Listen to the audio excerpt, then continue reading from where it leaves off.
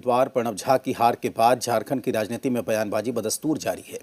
इस बीच जेएमएम महासचिव सुप्रियो भट्टाचार्य के एक बयान ने नए सियासी सवाल खड़े कर दिए हैं।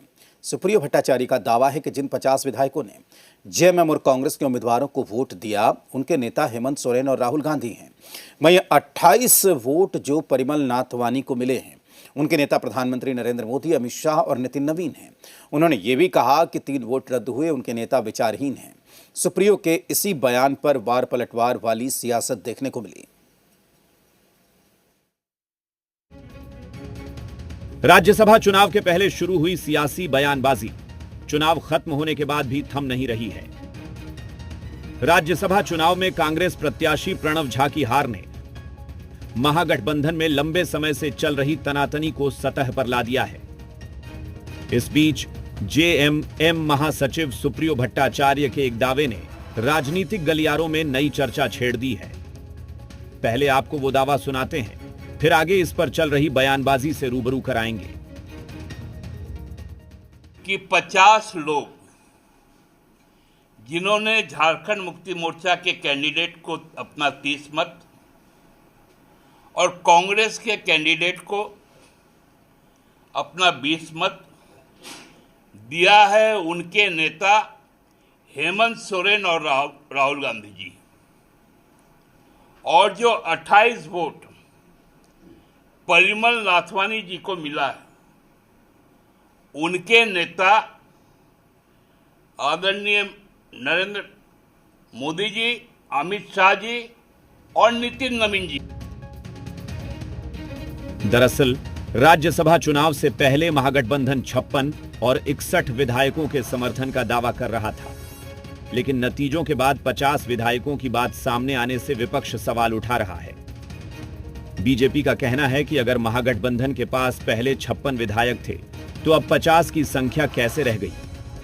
बीजेपी के मुताबिक झारखंड सरकार के प्रति विधायकों का भरोसा कम हो रहा है और आने वाले दिनों में सत्ता पक्ष को और झटके लग सकते हैं।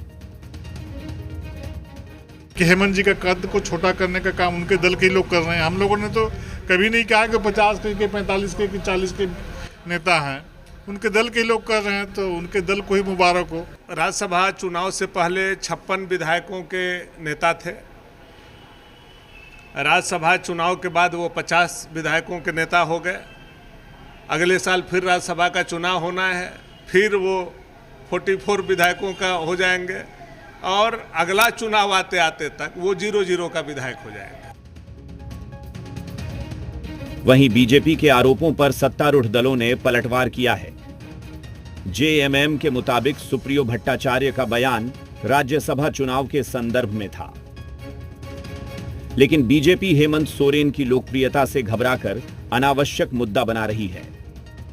तो वहीं कांग्रेस कह रही है, भले ही उसे अपेक्षित वोट नहीं मिले, लेकिन इससे बीजेपी के मजबूत होने का दावा सही साबित नहीं होता।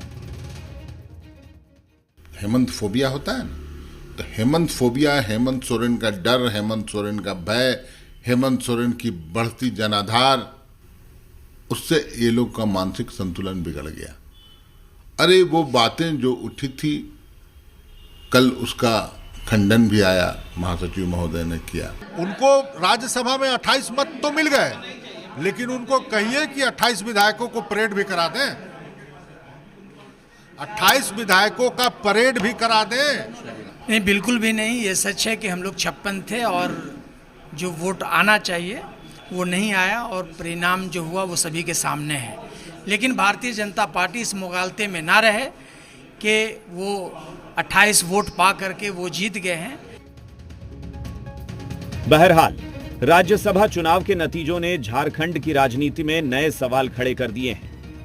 56 से 50 विधायकों के आंकड़े पर छिड़ी बहस अब सत्ता और विपक्ष के बीच सियासी संघर्ष का नया मुद्दा बन गई है। ब्यूरो रिपोर्ट, जी मीडिया।